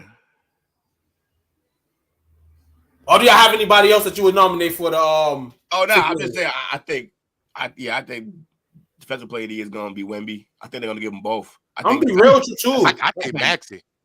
Huh? Maxey For what? most improved player. Oh, most improved. Oof. Most improved player, definitely Tyrese Maxey. Definitely Tyrese Maxey. I think it's Jalen Johnson from the Hawks. Ooh. Maxey was already nasty. All he got was more touches. Maxey already been shitting on him. I would say Maxey just because of the James. I would say Maxey just because of the questions of James Harden. When James Harden left, could he do it? We kind of had to think that he could, but he's proven that he definitely could do it. And I feel like for him, he makes NB's game so much better in terms of just like flexibility and just staying healthy. Though he missed 2 months, but and that's the other thing. So not only did he get to get way more touches because Harden's gone, but then Embiid got hurt. The man had just been balling by himself, like he said. Yeah, but I mean, look, he definitely should be in the running. But I feel like to give him that award is like you didn't know that he was already a monster because that's what he was already kind of doing. He just got more touches now. Oh yeah, man. And then we have clutch player of the year. Wait, that's an award? Yeah, I think it came an award like 2 years ago or something. They made it. Did they make it for Kobe? Is it Kobe clutch player of the year or what is it? It's something. I think it's a name. I don't know who exactly it is. It's always some player. Anyway, they named the awards last year after like players. Clutch player of the year award for me this year is probably because they're gonna rob him for the MVP. It's Shea. It's Shea, definitely. I would agree. I mean, and then coach of the year can go so many different ways. You can go Chris Finch from Minnesota. You can go the coach of OKC, Mark Dalunchinlot. You can go Joe Mazzulla from the Doc Celtics. Rivers, man. Doc Rivers. You cannot go Doc Rivers from the Bucks, aka ESPN Stream, aka Philly. He gets his money back. So award season definitely popping up as well as the end of the season. Definitely gonna be some award winners in the playoffs. A lot of people getting these awards to up in their game, and a lot of players getting these awards sitting on the couch. Who's Orlando's coach? Orlando, hold on. Orlando. The brother used to play. He was here with Dallas. Jamal Mosley. There you go. I think Mosley should be in that convo. Yeah, I think he should too. Orlando's balling. They are. They turned it around. They became a team that you got to respect. I don't know about the playoffs. We'll see. It's going to be a little thing, but playoffs. Yeah, playoffs, man. But the NBA story of the day that people may not be talking about, I think it got a little bit of buzz yesterday, but is probably going to get some buzz in the next few weeks as the Charlotte Hornets have been granted permission to interview Lindsey Harden, the coach of the G League Stockton Kings. I think they won the G League championship this year. I think she was the coach of the year this year in the G League. She's hired. She will become the first woman to be named head coach of an NBA team. Last year, we witnessed some type of rumor mill where Becky Hammond probably becoming the head coach of the Spurs. It didn't happen, but probably could have went a different route. It's gonna happen. So it's gonna happen. I think it is. Like we have, I can see why Becky Hammond didn't get the San Antonio job. San Antonio still feels like not only Pop can coach them, but they're not too far away from being like contenders. They feel. I feel like in Charlotte, they can't do nothing to get themselves on the top. So if they go woman coach, which I feel like in the next couple of years is going to be a woman coach somewhere in men's sports professionally, the Charlotte Hornets is not a bad start. You already got a guy, Michael Jordan, that basically just tells you he don't give a fuck about draft development or anything for these players. So if it takes a female to go in there and smarten that thing up, let's see what she can do. I would rather have, and I don't want just give me the best coach. That's all we care about, right? Yeah, and that too, the best coach too. I don't want to say man or female, whatever. Give me the best coach. If she's got the potential, she can coach. and all that stuff. Obviously, there's gonna be some problems, probably locker room wise and things like that. But it's something for you to grow in. And she can coach. Give her a job. If she can interview well, which is gonna be another aspect, you know, and they might throw off too. You know, the interview process. She still gotta go through it. Hire her. The Hornets suck. The Hornets stink. They're probably the worst thing going down 95. You know, and they need something new. Playoffs? Not a line, but What he's you talking right. about? Playoffs? You kidding me? Playoffs? We just win the game. Chris, good night, man. Good night, Chris. He's trying to win the game. It's just so genuine. It's the best sound is. ever. It's just It is. playoffs. It never gets Okay. old. It brings happiness to my heart every time I hear it. And also, They are who we thought they were. oh yeah, Yeah, that's a good one. That's a good one. let them off the hook. We play to win Hello? the game. You play to win the game. Look, bro, those are classics. I had to get those, bro. It's just the best. I need to get the other one. I'm a man. I'm 40. I'm a man. Oh, Mike Gundy. I'm a man. I'm 40. That's all timer right there. You bro. ever hear the backstory to that?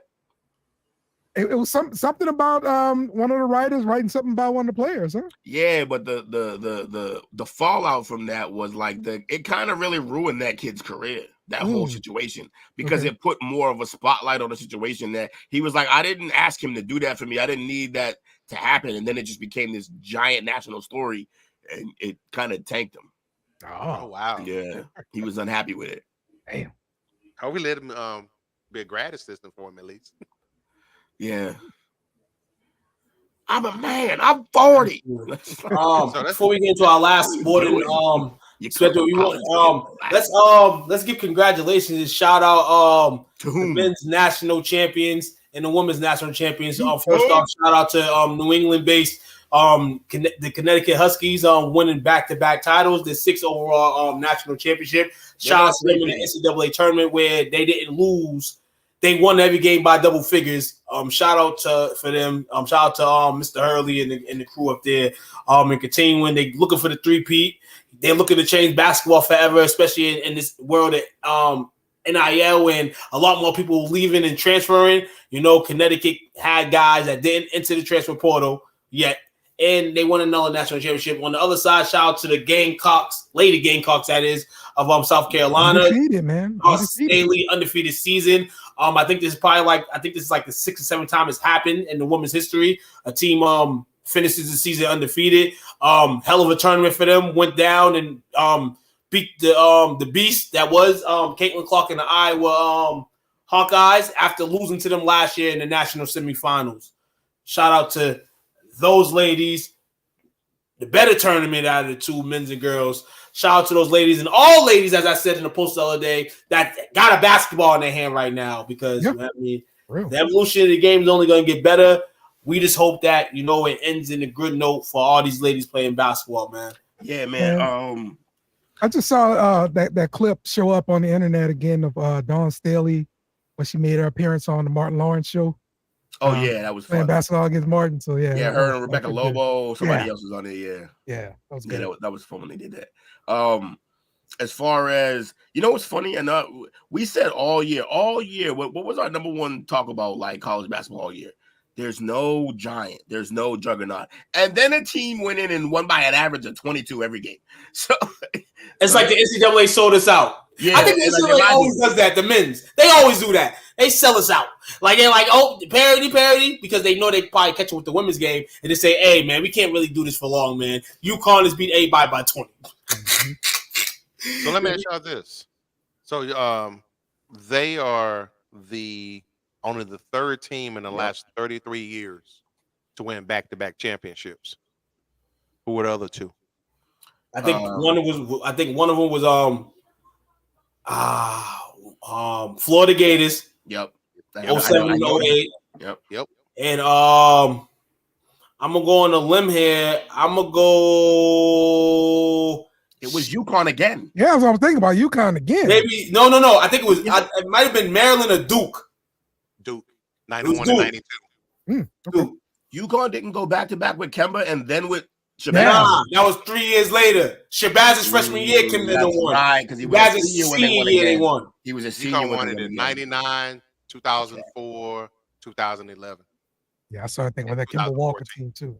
Yep. UConn's nasty, bro. When Shabazz really The Hungry Huskies. brought up the NIL mini with the we ain't eating no good food in the cafeteria. I don't know if anybody remember that, but Shabazz started that trend, and then Jay-Z made the song, Let the Young Homie Get Paid, and then NIL started to grow. Y'all saw Vegas is moving venues for the Indiana game in WNBA. They're moving from 12K to 20K venue. Yeah, that makes sense. Oh no, it's crazy. Yes, and they hold on. They're making ads. Like one ad for the Phoenix Mercury is GOAT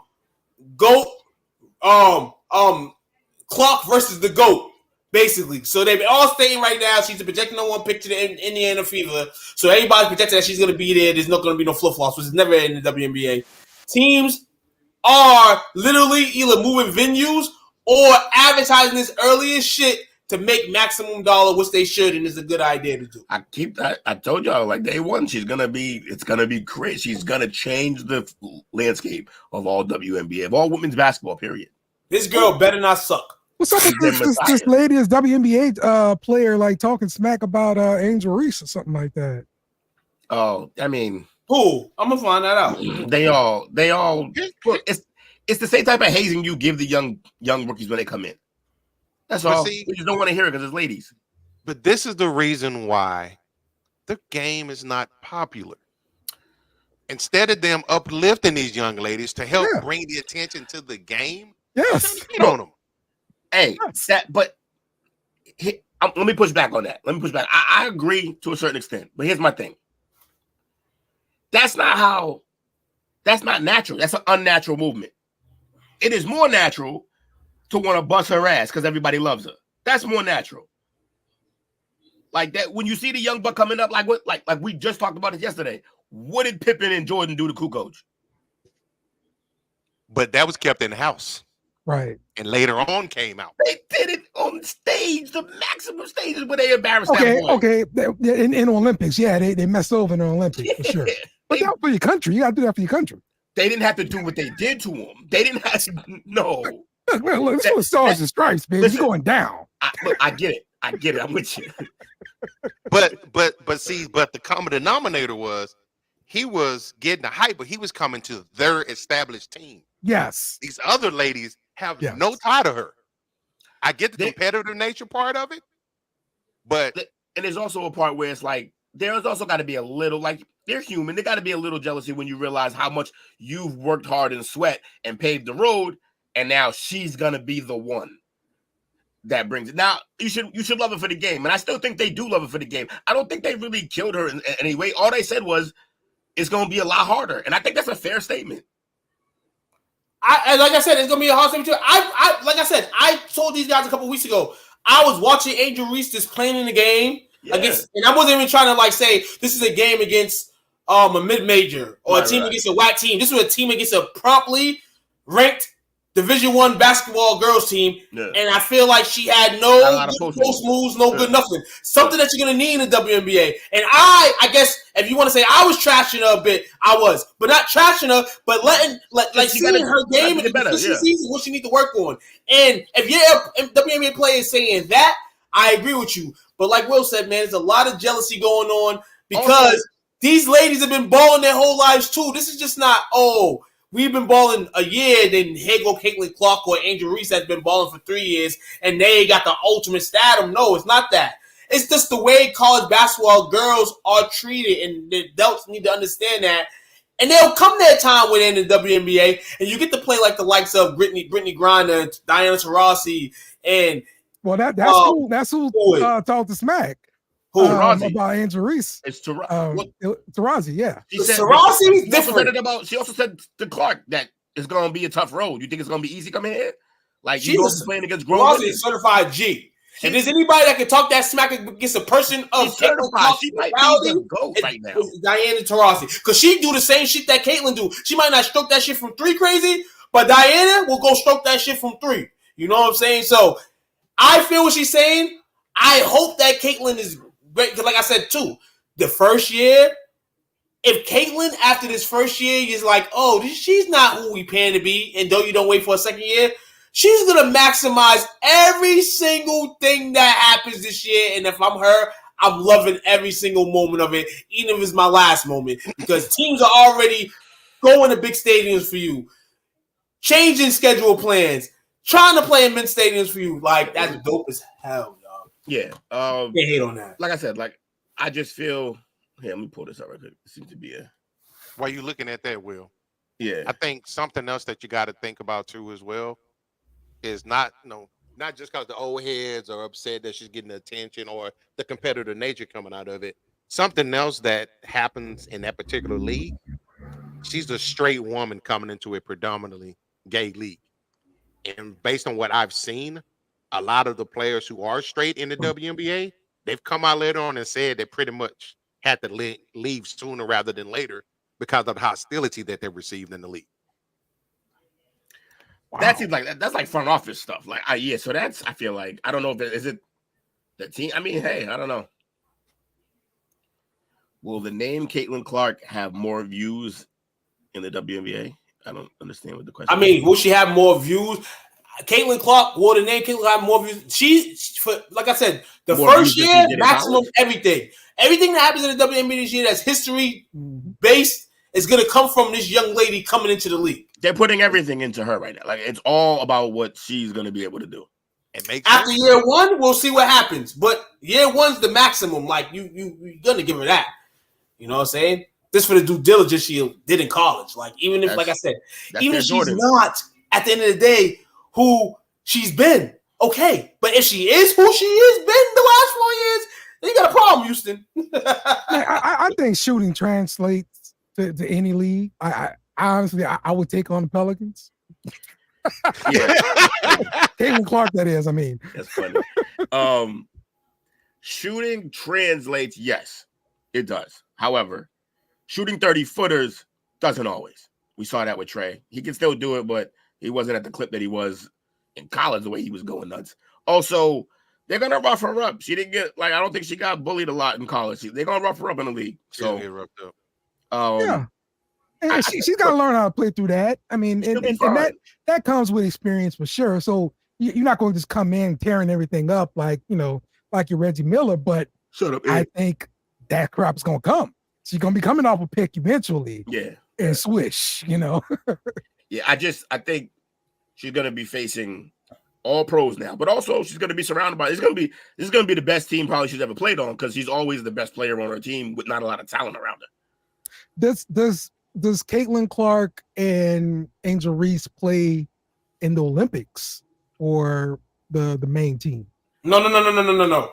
Caitlin Clark plays in the Olympics. Angel Reese, and this is the thing I say with Angel. Probably doesn't. She's not playing on that team. She's not playing. Okay. Unless they just really want a defensive. Unless they have an injury replacement and then she's there. But more than likely, they'll probably invite another young college. They'll probably invite a Juju Watkins or somebody into that camp.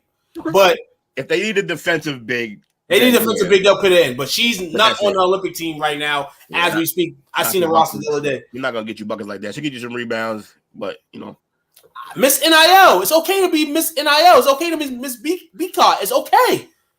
It's okay to be that. Apparently not. You just keep bringing it up. Huh? I think it's a lot of. I'm sorry. Go ahead, Will. Yeah. I'm saying you obviously got a problem with it. You always bringing that shit up, like. No, I'm just saying in general. I'm just speaking of, like, college is the illest. Like, people don't realize though. College is the illest thing in your career if you don't make it pro. Now, if you make it pro, you want to be a great pro. But I just take it from the lens of, like, say, a Tim Tebow, for instance. Yeah. Who went to Florida all for the dominant man, Tim Tebow. Even if somebody said, well, Tim Tebow's going to be whacking the NFL, you're sitting there like, that's Tim Tebow. That's Tim Tebow. And this is kind of what Angel Reese is getting. I feel like reality hits, though, when scouts and everything else, you got to go on a night basis. They're going to find out she's Miss NIL, and that's okay. I get what you're saying, except the problem is like, you got a weird thing about her. Because the truth is like, yo, she can still defend and rebound, bro. So all this shit about her post moves, like, I'm gonna be real with you. I have a sister that played basketball. Yeah. Girl, there's a lot of girls just like her that defends and get rebounds and little chip baskets at the rim.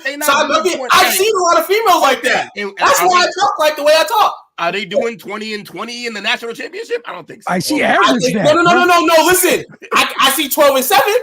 I see 12 and 7. I see 10, 12 and 7 isn't 20 and 20. Yeah, but doubles are different, bro. No. See. This is where y'all go, and this is where I'm gonna have to get into the real confines of the game and why they say women can't play with the men. There's a difference between a men's double-double and a women's double-double. It's a difference. And y'all can congratulate the double-double from a female if you want. But at the same time, it's production, point blank. I was leading rebounder, was a point guard with 4. She had 20 rebounds against Iowa. It's fine. Take that. But when you play in the WNBA against prime big women that are going to be in there with you, you might see shit to minimize the 6 rebounds a game, 7 rebounds a game. That's her only 20 rebound game ever was just against them. That's it. Only time, right? Against a bunch of mediocre schools. That's the only time she's ever done it, right? I'm just saying. You hating is what you're saying. I'm not hating. I'm speaking the truth. I don't think any of y'all in here have watched more college basketball girls games than I have this season with Angel Reese featuring. I've seen it. Bro. I'm not going to sit here and just hate on her. I've seen her play. I congratulate her when she balled up. But when it comes down to the tournament games and the women's tournament games, the games that are really important, and you're playing against these teams, like, dude, you see okay, she had 20 rebounds. But what was her shooting percentage? Look, I'm not. Again, it's more what I'm saying. It's more to the game. You literally always bring it back to offense. Like that's like saying Rondo can't shoot or Ben Simmons. You know what? He can't shoot. Like we know, but there's other things that the niggas can be. No. I'm looking at But Rondo was smart as shit to not shoot the ball and not keep the percentage down. She's shooting that bitch and missing that bitch and fucking 7 for 29. All you gotta do is yell. Yelling doesn't make you right. No, I'm telling you because you know about Rondo. Rondo played in your town, and you knew Rondo wasn't taking the shot. You done? He wasn't taking the shot. You done? Was Rondo taking the shots? Let me know when you're done. I'm asking you a question. Was Rondo taking the shots? Because you just brought Rondo in. Was Rondo taking the shots? So I get to say what the fuck I gotta say. Hey, coach, with Dallas, was Rondo taking the shots? Because he played in Dallas too. I'm asking everybody. Right. Because you just compared Angel Reese to Rondo. Here's what I'm trying to ask you. What is the point of you asking that question? I'm asking because you acting like Rondo was shooting 10, 11 shots a game. He wasn't. He was shooting 5 a game. At least. You literally can't hear because I literally said he's not shooting because he can't shoot. I said that already. That's how I opened it up with him. But you compared him with Angel Reese, who's shooting the ball. He's shooting the ball. She's shooting the ball. He's comparing her to him. Come on, man. What are you even saying, bro? Nah, I know she doesn't have a great offensive game at all. She doesn't, and no one says she does, but she doesn't have to be good in the league. Yeah. There's other things to do in the league. Right. Ben Wallace made it. Not everybody in the league scores 15 to 20. Just thank me later, everybody. Thank me later. Thank me later when all this comes to fruition, and I don't even apologize to me to say, yo, T, yo. No one's gonna say. I guarantee on this player, no one's gonna say it.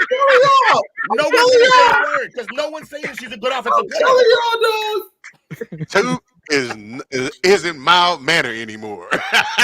I'm not. Ben Wallace made a career out of defense and exactly, but no, that doesn't exist. Yes, they have. But you have to get your offense up. You're gonna have to get your offense up. Why they say certain people can't play in the NBA no more? Because their offense ain't up. Ben Wallace offense is catching alleys. Find out. Rudy Gobert got no offensive game. Y'all still I said we'll find out. Y'all still arguing with me. Y'all mad? Listen. Y'all mad? Listen. Didn't I hurt y'all? I'm going to defend my LSU. I know I hurt you, Dale, a little bit. I hurt you, Dale. I wouldn't say that. I'm being real with you, Dale. I'm being real with you. That's all you gonna do. I'm being real with you, Dale. How many post moves Gobert got? Thank you. Silence. How many post moves? What? How many post moves? You're comparing Rudy Gobert to Angel Reese? No, I'm not. I'm saying does Rudy Gobert try to shoot the ball? I'm asking you this. Does he try to shoot the ball? College. Of course he tries to shoot in college. Next subject. Because you out of your mind. He just compared me to two players that don't shoot the ball to a player that's actually trying to shoot the ball in game. So you think Angel Reese is going to go to the league and just shoot a bunch of shots? She's not going to do that. She's going to be forced to. You know what I'm saying? Y'all keep saying this, dog. Y'all keep saying this. You're saying she's going to be forced to, right? But you also said she's going to get drafted. She's not going to get drafted high. So if she doesn't get drafted high, she's not going to be forced to be an offensive threat. She's going to go to a better team. She's in the top 7. She's going to be a cornerstone for whatever team she gets top drafted. 7 of how many teams, too? Huh? Top 7 of how many teams? 12 teams, right? Thank you. She's going to end up on probably a good team. She's not going to be on a team by herself on a bad team because, like you said, she's not a top 5 talent. She's projected to the Lynx, and the Lynx are not a good team. Okay. We'll see. And I only know that. No, and I only know that because I watched the WNBA. No, that's all I'm telling y'all. That's all I'm telling y'all. I'm watching the game.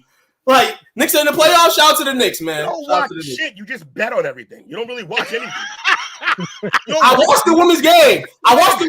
It's okay. I watched the women's game. Are you serious? Yes. Every Sunday, my TV. Hold on. I'm gonna fun fact for y'all. Fun fact. From week 8, 9, probably 10 on. Once basketball women's season started, every Sunday I was watching girls basketball. I wasn't even watching the NFL. I wasn't even watching the NFL. Still coming in the play call sheet, doing shows with y'all. Come on. Because my mom was devoted on girls basketball. You're not going to tell me to sit here what I don't watch. I've been on everything, yeah, but I watch a lot of sports too. Come on, dog. Don't do that to me. It's okay. It is okay. It's okay. You watch a lot of anime. I don't watch. Sometimes I'll probably watch something this. You know. I watch that while you sleep. I watch ball games all day, bro. I'm assuming we already did the draft promo here, right, Coach? No, we did not. It's probably a good time for it, huh? This is a really good time for you guys to look at this draft promo that we got here. Check this out. Join STWF-TV for the draft, hosted by The Parlay. Enjoy the fun and join in the conversation.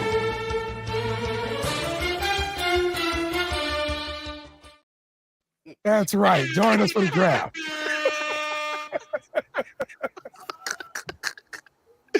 Oh, boy.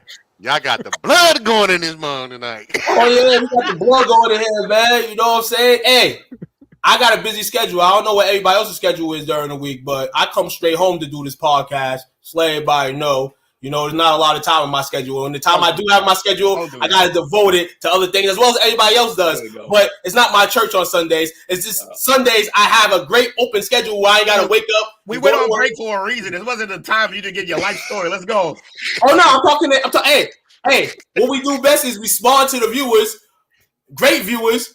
He asked something, I answered it. That's what I do to my viewers and our viewers. We answer their questions. That's what we do.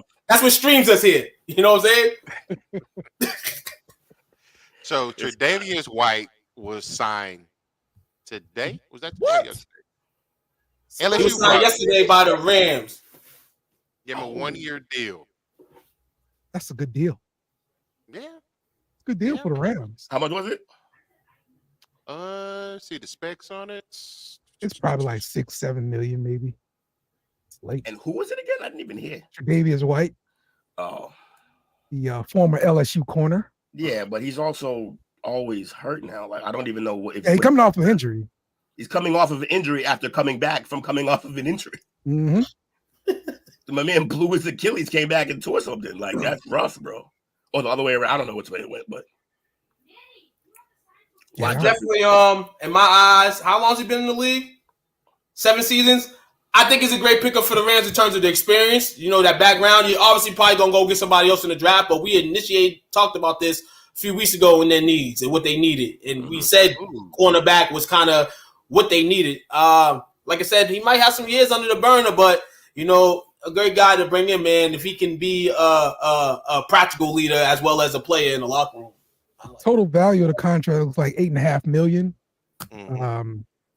So we'll see what the guarantees are, but that's the monopoly money right there. Why is Justin Simmons still a free agent? I do not know. The second wave of free agency, he's gonna get signed after the draft. Yeah, that's where everybody. They don't want to pay him. Yeah, safety was getting cut left and right this offseason. Safeties always get like this market correction. They're probably right behind running backs as far as the disrespect for the position. So to speak. Mm-hmm. Yep.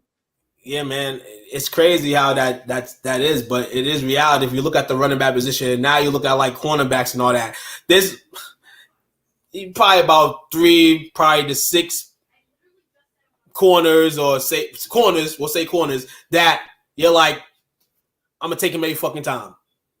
Everybody else is kind of like, and though you're gonna take those people every time, you still seeing switches and different players playing positions, you know what I'm saying, depending on the zones or whatever the case is. So yeah, you see that a lot more with the quarterback position, where there's a lot in the draft.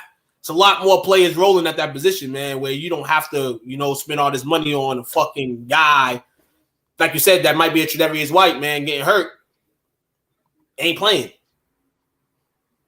Well, let's say it's $4 million guaranteed. Let's say half the deal, right? Okay. I mean, the upside, you're looking at a starting corner that you got for $4 million on 1 year deal, right? Really, really late in free agency. I mean, to me, it's nothing but upside for the Rams. Yeah, I mean, it's cheap, but like, it won't be as cool if he plays 3 games. But it's still, I mean, it's worth taking a risk, because if he's healthy, yeah, he got a great corner. I wouldn't say he's one of those top 6 that, like, 6 guys that. No, he's just a starting corner in the NFL. That's all he is. Yeah. Patriots as well, man. They signed Kyle Duggar, another Patriot player that they've signed long term this offseason. What did he get? 58? I believe so. 458? Something like that. Yeah. Great signing. Yeah, I mean, he's arguably been our best defensive player overall. I mean, really? Judon's great. Yeah. Okay. Judon's great, but he does one thing. He's a one-trick pony. Duggar's playing back over the top if you need him to. He's getting down in the slot if you need him to. It's why Bill drafted him. He's the exact type of player that Bill loves, where you can put him anywhere out there. Absolutely. You can line up. You can put him at a hybrid linebacker like they be doing with them safeties nowadays. Like, you could do all of that pretty much. So he's worth the money. And then you get the return to Christian Gonzalez next year. This year coming up. That's pretty dope as well, man. Free agency, man. NFL, the draft is approaching. Little over 2.5 weeks.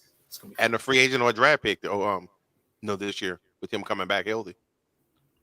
Yeah, because you lost it for most of the season. I hope he gets red shirt. When he was playing. Red shirt, exactly. My man, the Chet Holmgren of the NFL. Brother about to turn up. At least he showed what was up before he got He definitely showed what's up. I'm gonna be real with you. Nice. I was scared of that motherfucker going in that Dallas game. And then when I heard he wasn't playing. So like the first 6 weeks of the 6 weeks of the season, he was one of the best corners in the league. So I look forward to getting back. It's crazy, man. But hey, we got another news story, man, that's kind of interesting if you're into this type of thing. You know, when we talk about health and different things in the NFL, the NFL players will have no shortage on helmet choices this season. The NFL website, NFL.com, reported Tuesday there will be 12 new helmets in play during the upcoming campaign, including 8 position-specific ones for quarterbacks, offensive linemen, and defensive linemen. The NFL and NPA conducted helmet testing, and 5 that were tested performed better than any other helmet previously worn in the league. What's more, 6 performed so well that those who wear them will not have to wear guardian caps during practices. Okay. That's pretty good. No helmet. So, quarterbacks can choose between 2 helmets that were designed to minimize the impact of the blows to the back of the head they suffer when falling to the ground. Linemen will also have choices between helmets that are designated to minimize blows to the forehead and front of the helmet. Batista noted that the league hopes to have enough information by 2025 for specific position-based helmets for wide receivers and defensive backs. Still, just 9 quarterbacks and 20 linemen wore the position-specific helmets last year. In this case, they wanted to increase those numbers because the helmets performed so well in the lab testing. Okay. Shame on the NFL, though, man. Why? A bullshit? Remember all this talk about CTE and they couldn't change helmets because of the head injuries and stuff like that? Where did all they talk go? Wait, did they not make the helmet safer, or are they getting less safe? They made the helmet safer, but don't you think they had to? This is not new technology. No. This is like, oh shit, we're gonna get in trouble soon. But we gotta do something about it. But the players didn't want to wear them at first. So what changed over that time? I think now they made it mandatory. Yeah, they did start. Basically, all the old heads who were already there didn't want to change their helmet, so right? They slowly integrated them until all the younger players got them, and they started phasing them out. But like you had to get their helmet certified and stuff like that. Oh yeah, that's after year after year. Yeah, you got to get. And that's something that was going on with Antonio Brown when he was still playing. Yes, that's what I'm about to bring up. Antonio Brown had a helmet that he already had, and his wasn't certified, but that's what he was using at practice. Oh, that was the latest debacle, right? Yes. Okay. Clearly, he needed the proper equipment.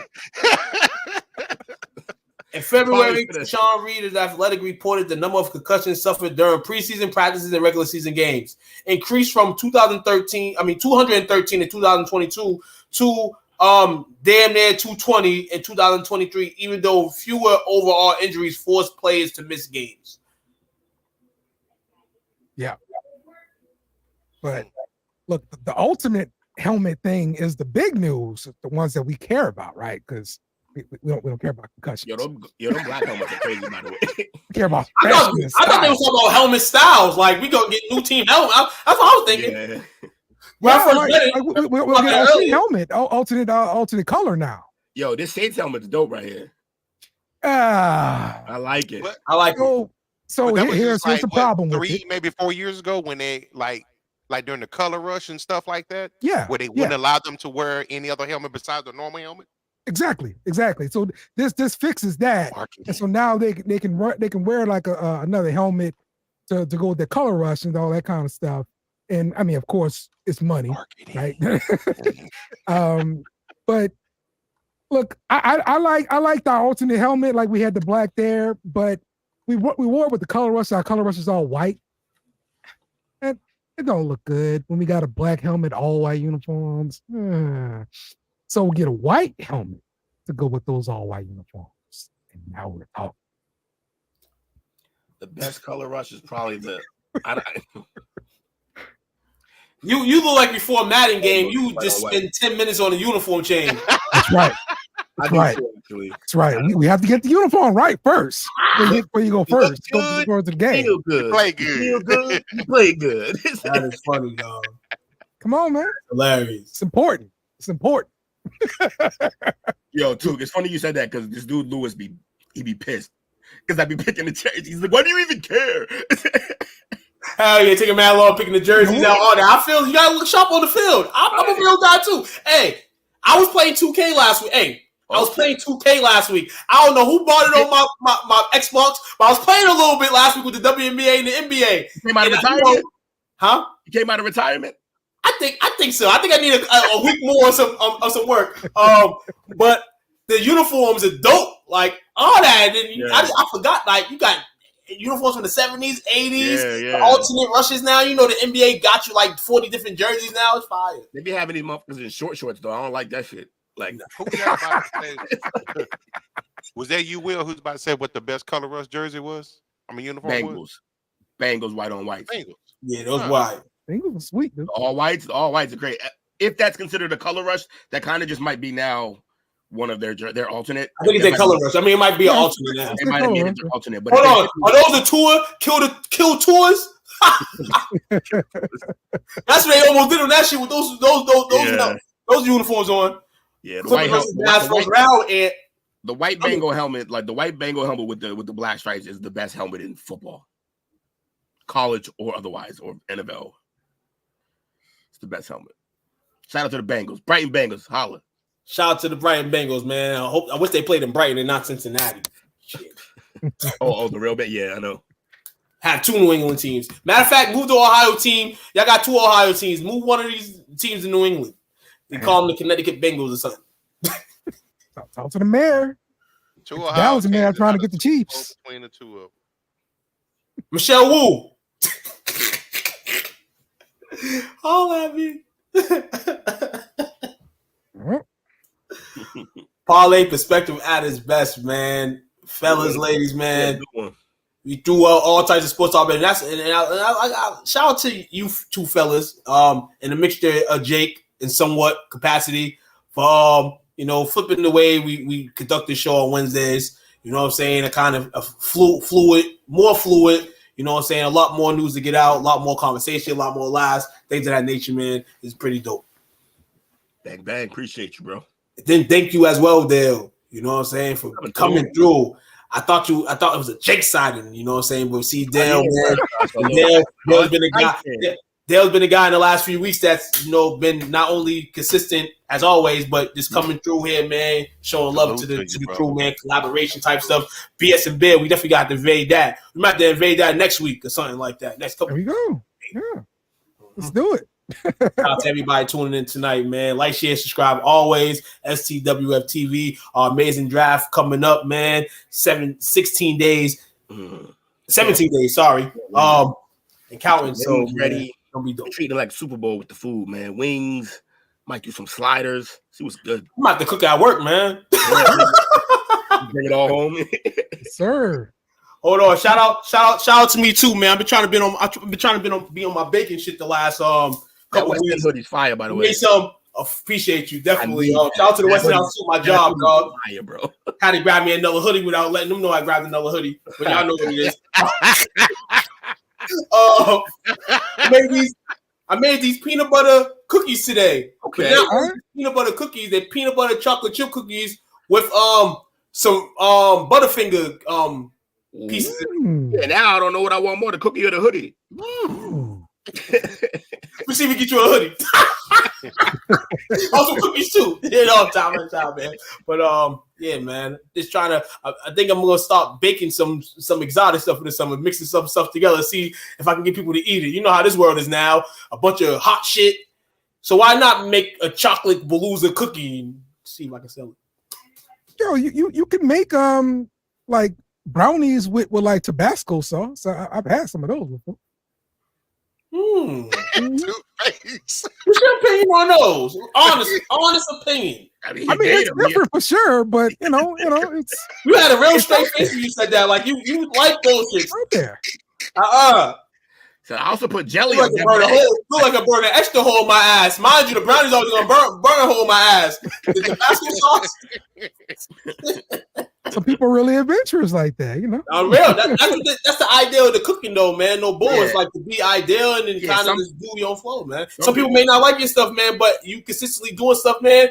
One thing's gonna hit for sure, but in all, it just keeps you perfecting your craft. So some people skydive, not me. Yeah, man. We got wrestling coming tomorrow. Best in the world.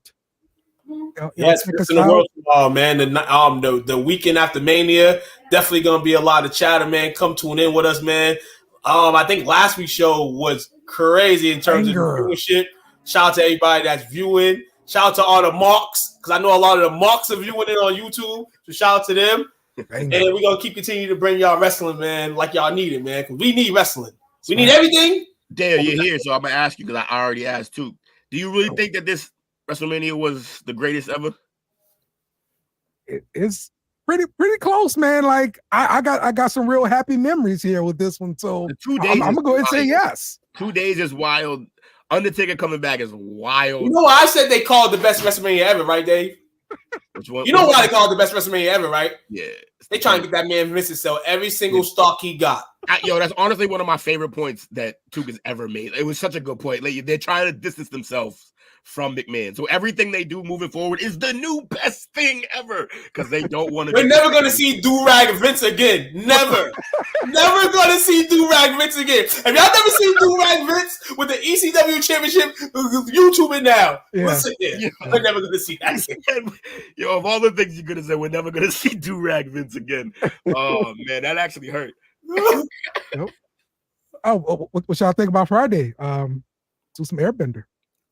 Think? Ooh, we want to do Airbender Friday? Yeah. All right. Y'all up for it? So let me tell you what happened. So I started watching Airbender. I watched the first episode. Then I was like, between me thinking and Lewis being an asshole, he was like, you really gonna watch the show before the anime? I'm like, fuck. So I started the anime instead and put the thing on hold. And then I just stopped watching both. But I will binge and get it done by Friday. All right. Yeah, man. It's good. It's good, bro. I like good. it. Coach, you finished it? I finished it. Okay. I just hate the Katara's But brother. I've never seen the cartoon.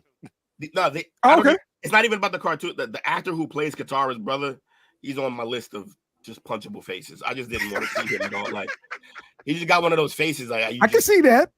I can see that. I can see it. Other than that, though, it was looking good for the first 2 episodes. Can you guys do a movie review for the upcoming movies? All right, yeah, we'll bang that out that day too. We'll Any particular movie? See, recently I've seen If you got One some Love particular movie, I've seen Kong and Godzilla, and I'm gonna try to slide in and see the Planet of the Apes this weekend. There you go. What? Hold on, Planet of the Apes. What? What's this, like the 7th movie? They keep going. Hold on, you know what's crazy, Will? Why would they stop? Hold on, wasn't Mark Wahlberg in one of the Planet of the Apes? He's in all of them. I maybe.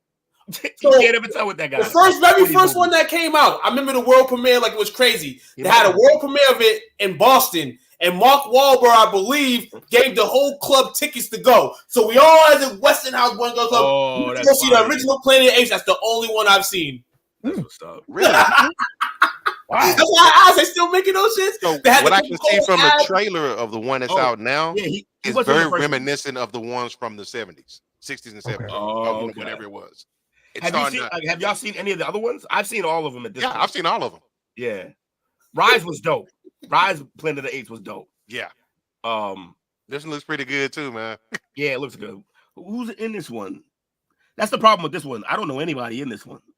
No. Oh no, I lied. I know everybody in this one. Yeah, this is gonna be it's gonna be dope. That's fire though. But yeah, if you got particular movies you want us to cover, let me know. We'll do that. I got mixed feelings for the new Bad Boys movie. I don't got mixed feelings. I don't want to see it, but I probably will anyways. They just need to stop. They old now. And my question is, why the hell are they doing it? Are they doing it for Martin's sake? Oh, I got you. For Will's sake. I got you, bro. Probably. You hooked me up with the Vince line. They doing this to save Will. Okay. I don't think it was to save Martin, but I guess to save Will's ass. Will's the one who's drowning. It's funny. All the shit that Martin been through, and Will's in the worst spot right now. Like, that's crazy. So, but yeah, we'll see what happens, man. But yeah, give us some movies, folks. Let us know what you want us to review. We'll probably do a couple of those. I'm also going to look into the rules on YouTube. I want to know why we got flagged, because we're supposed to be able to show trailers. It's a trailer. That's the point of it.